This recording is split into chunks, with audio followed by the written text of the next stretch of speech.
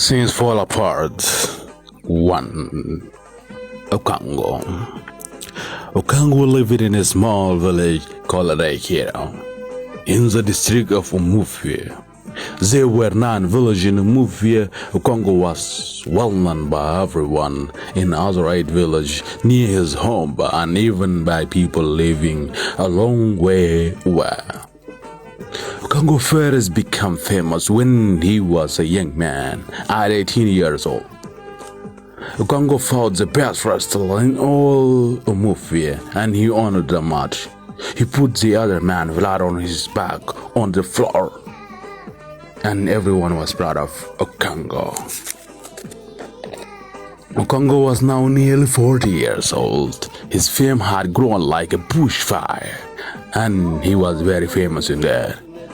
He was tall and big and he walked like someone with springs in his feet.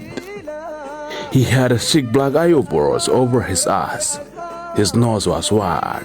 If you didn't know Okango and if you just looked at him, you would think he was a serious man and not very kind of people. Sometimes Okango could be very angry. When he was angry, Okango could not say what he wanted to say. So he used his hands instead of words and hates people. Okango's father died 10 years ago. His father was called Unuga. Unuga was a very lazy person and he did not like work. He did not like seeing clothes and he was afraid of fighting.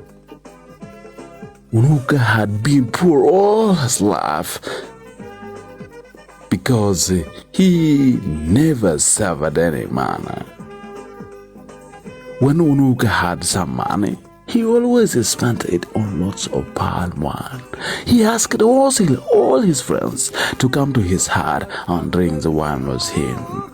They used to have a very happy time, sitting in a circle, drinking and singing songs. He was a sad-looking man and always seemed to be happy when he was making music. Music made Unuga very happy.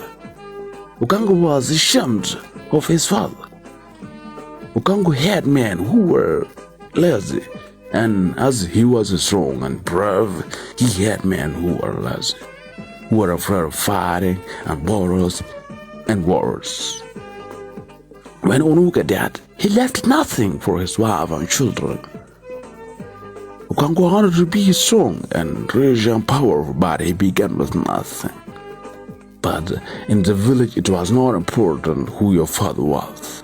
People knew that Okango could do great things. A few years later, Okango had married 3 wives.